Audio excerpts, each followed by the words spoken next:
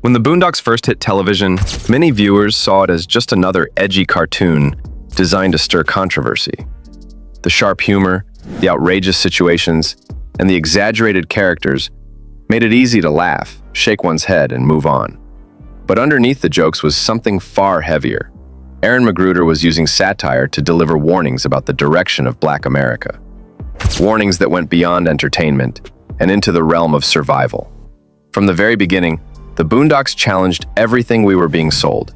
It exposed how ignorance was being dressed up as culture, how media giants were feeding us poison wrapped in comedy, and how political power was slipping away while we were distracted. But here's the question. What if we had actually listened to these warnings? What if those messages had been taken as more than satire? Would the glorification of ignorance still dominate so much of our culture? Would exploitative media still have such a tight grip? Would Black political power have found a stronger voice before frustration turned to resignation? That's what we're going to dig into today. This isn't just about nostalgia for an old cartoon. It's about the choices we missed, the warnings we ignored, and the possibilities that might have changed the future of Black America.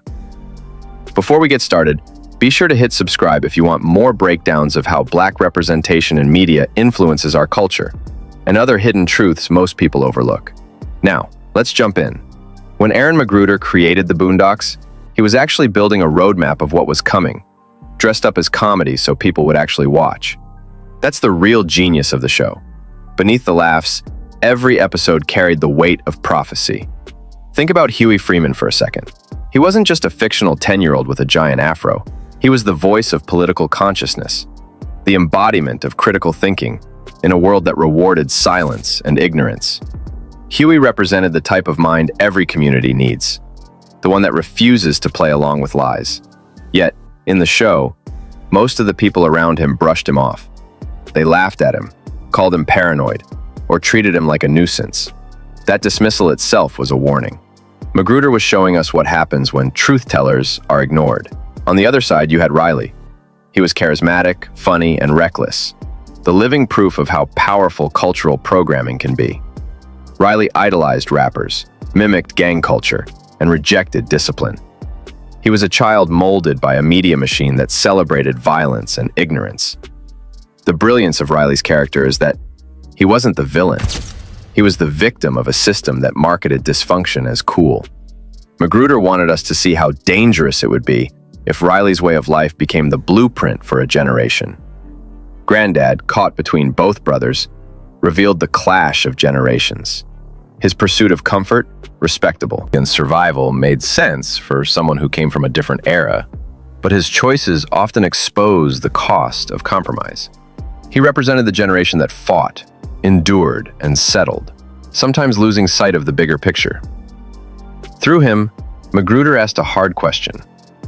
What do we inherit when the fight for survival overshadows the fight for freedom? Together, these three characters were a map of Black America's crossroads. Huey was the vision of awareness, Riley was the danger of cultural misdirection, and Granddad was the weary middle ground. The brilliance of the Boondocks was how it showed these forces colliding, not in some distant future, but right then and there. And if we look back now, it's chilling how much of that prophecy came true. The rise of social media only amplified Riley's world. The dismissing of truth-tellers continued, whether they were activists, thinkers, or community leaders. The generational gap widened, leaving younger people disconnected from the lessons of their elders. The Boondocks wasn't exaggerating. It was documenting reality before it fully unfolded. But McGruder wasn't reading from a crystal ball. He was simply paying attention. He understood that if certain trends continued unchecked, the outcome was inevitable. And he was right. The show gave us a glimpse of where we were headed. The tragedy is that too many of us didn't take it seriously. One of the clearest warnings the Boondocks ever gave us was about culture, and more specifically, how media was being used as a weapon. The show made it painfully obvious that entertainment wasn't neutral. It could shape values, reinforce ignorance, and lock entire communities into cycles of distraction. McGruder wasn't subtle about it either. He went directly at networks like BET, painting them as architects of cultural decay. In the show's universe, BET was a symbol of what happens when profit outweighs responsibility. The network was portrayed as actively trying to keep Black people uninformed, pacified, and entertained into submission. That satire hit hard because it wasn't far from the truth. Music videos, reality shows, and empty programming had already begun drowning out substance. Knowledge was being replaced with noise, and McGruder's message was clear. If this continues, generations will grow up mistaking stereotypes for identity. Characters like Riley made it obvious how young people absorb those messages. When your heroes are rappers who glorify money and violence, and your role models are entertainers who profit from caricatures, it's only a matter of time before those values take root. The show made Riley hilarious, but also heartbreaking. Because for every Riley on screen, there were thousands more in real life, shaped by the same images. Huey, of course, stood in sharp contrast. He rejected the manipulation and tried to call it out, but nobody wanted to hear it. That silence in the show was symbolic, too. It reflected how real truth-tellers often get dismissed as overreacting or being too serious. Meanwhile, the messages that kept people distracted and uneducated spread with ease. McGruder was drawing a map of cultural warfare, and he was showing which side was winning. Looking at the culture now, it's clear he was right. The expansion of social media made the problem bigger. What started with TV channels became endless streams of content on YouTube, TikTok, and Instagram. Entertainment still thrives on stereotypes, and controversy remains more profitable than truth. Ignorance didn't just stay in music videos or reality shows. It went viral. And just like McGruder warned, many people laughed while the programming sank in deeper. The tragedy here is that the warning was obvious. The Boondocks spelled it out. It teaches people how to think, what to value, and what to ignore. And if the wrong lessons dominate, communities get weakened from the inside. That was the message. And it's one Black America desperately needed to take seriously.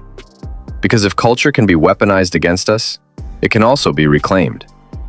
But the first step is admitting we ignored the warning when it was right in front of us. Politics was another battlefield where the Boondocks sounded alarms. Aaron McGruder understood something most networks and commentators wouldn't say out loud. Black political power was being diluted, misdirected, and in many cases, outright ignored. Through satire, the show exposed not just the failures of politicians, but also the apathy of the people they claimed to represent. The most striking example is the episode Return of the King. In it, Martin Luther King Jr. wakes from a decades-long coma and sees a world that has abandoned his message. Instead of unity, he finds a culture consumed by trivialities, media hype, and hollow gestures. The episode was controversial, but its point was sharp. McGruder wasn't simply criticizing mainstream America. He was challenging Black America, too. He asked, what would it look like if one of our greatest leaders returned and saw how little had changed beneath the surface? The message was brutal.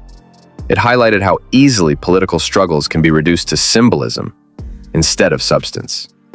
King's ideals of discipline, sacrifice, and long-term vision had been replaced by quick slogans, celebrity activism, and short attention spans.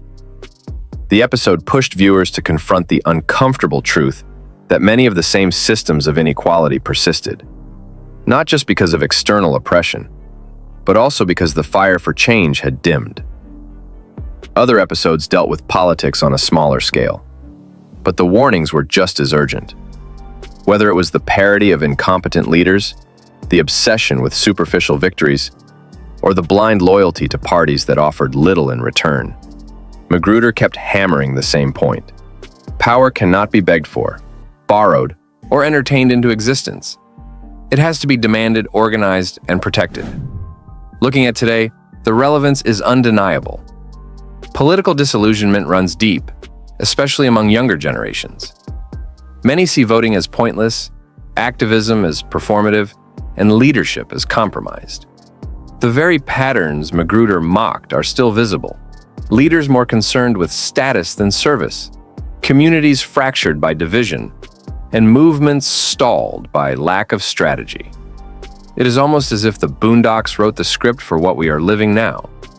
The haunting part of this warning is how much potential was wasted. If the show's critiques had sparked a stronger push for accountability, strategy, and independent political power, things might have shifted. Instead, distraction often won out, and the message was left behind. The price of that neglect is heavy.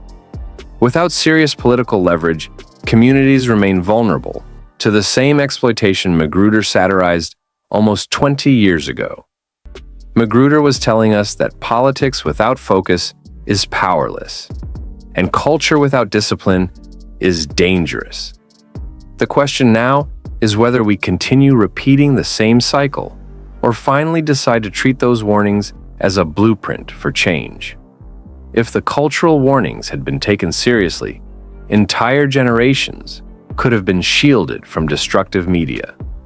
Imagine if more people had recognized Riley's behavior as a reflection of a poisoned system rather than something to imitate. Schools, parents, and communities might have fought harder to demand healthier representations in entertainment. Instead of glorifying dysfunction, culture could have leaned into creativity, knowledge, and empowerment. That shift alone might have rewritten the story of how millions of young people came to see themselves.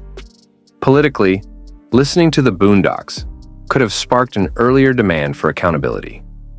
The critiques of weak leadership and performative activism were actual reminders that power is either built or lost. If communities had turned that satire into strategy, they might have organized with sharper focus, building independent structures and refusing to settle for symbolic victories. That kind of discipline could have changed outcomes in elections, policies, and local power dynamics long before frustration took root. Generationally, the show gave us the keys to avoid the fractures we live with today. If Granddad, Huey, and Riley represented real tensions, they also represented an opportunity.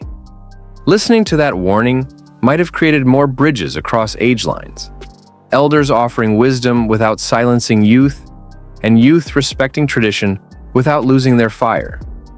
That unity could have fueled stronger movements, where lessons of the past and visions of the future combined instead of clashed. The saddest truth is that much of what the Boondocks warned about has already unfolded. But that doesn't mean it's too late. The question, what if we listened, is also an invitation. We may not be able to rewind history, but we can still choose to pay attention now. McGruder's work remains available, and its critiques remain sharp. If the future is still being written, then the lessons are still waiting to be used. The answer to, what if we listened, is simple. The culture would be stronger, the politics sharper, the unity deeper. The real tragedy is not that the warnings were given, but that they were ignored. And the real hope is that it's not too late to finally take them seriously. Thank you for staying with us through this breakdown. If this video gave you something to think about, make sure you hit that like button, subscribe, and turn on notifications so you never miss our next breakdown. Share this with someone who grew up on the Boondocks or someone who needs to understand why it mattered. The conversations we start here are all part of a larger fight to see the truth clearly. Until next time, stay locked in and we'll see you in the next video.